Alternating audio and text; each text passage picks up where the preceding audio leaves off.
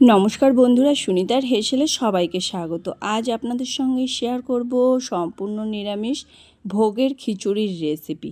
চলুন তাহলে দেখে নেওয়া যাক। এখানে দেখুন, আমি ভোগের খিচুড়ি বানানোর জন্য প্রথমেই একটা ভাজা মশলা তৈরি করে নেব। তার জন্য এখানে গোটা জিরে, গোটা ধনে, গোটা গোলমরিচ নিয়েছি, রাঁধুনি, একটু গোটা গরম মশলা আর একটা শুকনো লঙ্কা। সমস্ত কিছুর আমি একটু ভেজে নিয়ে এটার একটা পাউডার তৈরি করে নেব। দেখুন, এখানে মশলাগুলো ভাজা হয়ে গেছে। এবার একটা প্লেটে নামিয়ে নেব। নামিয়ে নিয়ে ঠান্ডা করে এই মশলার একটা মসৃণ পাউডার তৈরি করে নেব। এবার এদিকে দেখুন, আমি চাল নিয়ে নিয়েছি আর নিয়ে নিয়েছি হাফ বাটি পরিমাণের ডাল। এখানে আমি গোবিন্দভোগ চাল আর সোনামুগ ডালটাই ব্যবহার করেছি। আজ খিচুড়িতে একটু পনির দেব, তার জন্য এখানে 200 গ্রাম মতো পনিরকে একটু ছোট টুকরো করে কেটে নিয়েছি। আর এখানে নিয়েছি দুটো মিডিয়াম সাইজের আলু, ছোট টুকরো করে নিয়েছিলাম। নিয়েছি কিছুটা বরবটি আর গাজর। আর এখানে বেশ কিছুটা কিশমিশ আর কাজু বাদামকে একটু জলে ভিজিয়ে রেখে দিয়েছি। এবার শুকনো কড়াইতে আমি প্রথমেই ডালগুলোকে একটু ভেজে নেব। ডালগুলো যখন হালকা রং ধরতে শুরু করবে আর ডাল ভাজতে ভাজতে সুন্দর একটা গন্ধ বেরোতে শুরু করবে, তখনই ডালটাকে কিন্তু নামিয়ে নেব একটা পাত্রে। এবার ওই পাত্রেই আমি যে গোবিন্দভোগ চালটা নিয়েছিলাম, চালটাকেও কিন্তু নিয়ে নিয়েছি। ডাল আর চাল একসঙ্গে খুব ভালো করে একটু 2 থেকে 3 বার জল পাল্টে ধুয়ে নিয়েছি।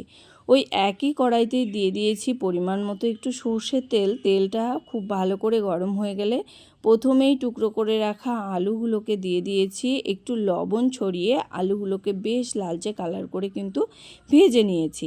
আলুগুলো ভাজা হয়ে গেলে ওই তেলের মধ্যে আমি টুকরো করে রাখা পনিরের গুলোকেও কিন্তু দিয়ে বেশ একটু হালকা লালচে কালার করে পনিরগুলোকেও ভেজে নিয়েছি। পনিরগুলোকে তুলে নেব। তুলে নিয়ে ওই তেলের মধ্যে কেটে রাখা বরবটি আর গাজরটাকেও কিন্তু একই রকমভাবেই লালচে কালার করে একটু ভেজে নেব। তবে গাজর আর বরবটিটা খুব বেশি ভাজবো না, হালকা করেই একটু ভেজে নেব, যাতে ওদের নিজস্ব রঙটা বজায় থাকে, সেরকম করেই একটু ভেজে নিয়েছি। এবার এর মধ্যে দিয়ে দিয়েছি কাজু আর কিশমিশগুলো। কাজু কিশমিশটাকেও কিন্তু বরবটি আর গাজরের সঙ্গে একটু ভেজে নিয়েছি। এবার সমস্ত কিছুকে কিন্তু নামিয়ে নেব। নামিয়ে নিয়ে ওই তেলেই রান্নাটা করব। তার জন্য এখানে ফোড়ন হিসাবে দিয়ে দিয়েছি শুকনো লঙ্কা, তেজপাতা আর গোটা জিরে।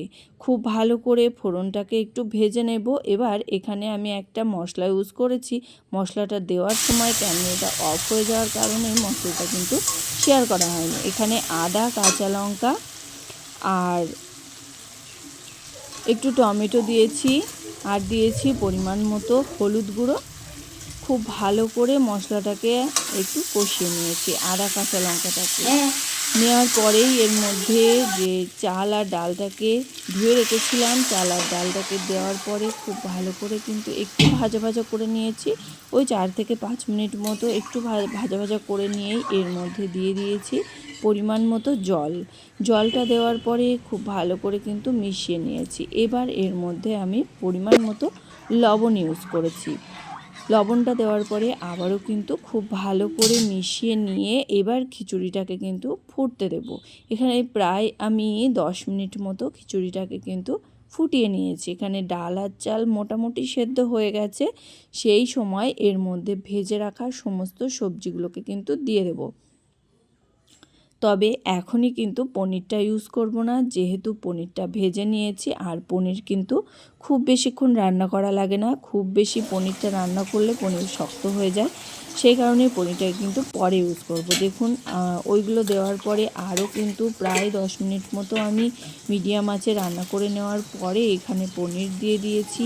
দিয়ে দেবো স্বাদ অনুযায়ী একটু চিনি আর দিয়ে দেবো যে মশলাটা আমরা গুঁড়ো করে রেখেছিলাম, সেই মশলার থেকে আমি বড় চামচের 1 চামচ দিয়ে দিয়েছি আর 1 চামচ ঘি দিয়ে দিয়েছি। সমস্ত কিছু কিন্তু খুব ভালো করে এবার মিশিয়ে নিতে হবে। দেখুন, সমস্ত কিছু খুব ভালো করে কিন্তু মিশিয়ে নিয়েছি। নিলেই কিন্তু তৈরি হয়ে গেল আমাদের ভোগের খিচুড়ি। আর এই রকম ভোগের খিচুড়ি কিন্তু খেতে ভীষণই ভালো লাগে। দেখুন খিচুড়িটা কতটাই সুন্দর হয়েছে, খুব বেশি পাতলা করিনি আবার খুব বেশি কিন্তু ঘন করিনি, একবারে একটু বসা বসা করেছি। কেমন লাগলো আমার এই খিচুড়ির রেসিপিটি অবশ্যই কিন্তু কমেন্ট করে জানাবেন। আর খিচুড়ির সঙ্গে খাওয়ার জন্য এখানে আমি কয়েকটা পটল ভাজা, আলু ভাজা আর একটু ভেন্ডির চপ বানিয়েছিলাম, সেই ভেন্ডির চপ এখানে দিয়ে দিয়েছি।